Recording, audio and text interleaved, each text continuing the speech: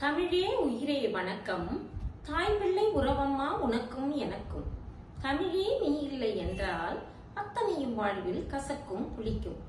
சங்கத்தமிழ் இலக்கிய பூங்காவின் தலைவராம் ஐயன் திருவள்ளுவரை வணங்கி, செயலராம் பாவேந்தரை வணங்கி, தரணியெங்கும் தமிழ் பரப்பும் தமிழ் பணிச்செம்மல் பாரதி சுடர் நீலகண்ட தமிழன் ஐயா அவர்களை வணங்கி, சக கவி ஆளுமைகளை வணங்கி, இன்றைய கவிதை தலைப்பான உலக உத்தமர் காந்தியடிகள் என்ற கவிதையை உரித்தாக்கி மகிழ்வது கவிதாயினி தாரகை குடந்தை.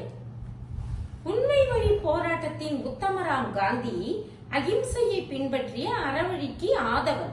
இந்திய விடுதலை போராட்டத்தை வழிநடத்தி ஒத்துழையாமை இயக்கத்தின் ஒருங்கிணைப்பு, வெள்ளையனே வெளியேறு இயக்கத்தின் மக்களின் குரலான மகத்தான சக்தி, தேசிய இயக்க தலைவர், விடுதலை போராட்டத்தின் வியப்பு, எளிமை, சுயசார்பு, சமூக நல்லிணக்க பரிமாணம், உலகில் நீங்கள் காண விரும்பும் மாற்றமாக இருங்கள், மாற்றத்தின் மாமனிதர், இதழாளர் வழியில் யங் இந்தியா, நவஜீவன், ஹரிஜன் பத்திரிகையின் பண்பாளர், இனவெறி சட்டத்தை எதிர்த்த இந்தியர்,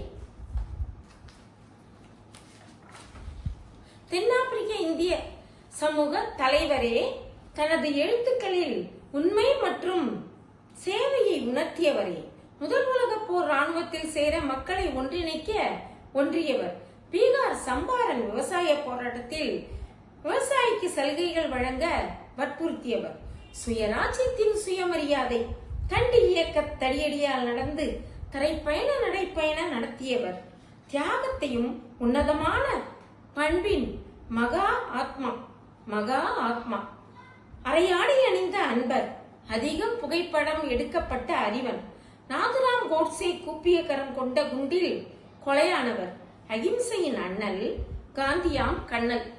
நன்றி கூறுவது தாரகை குடந்தை.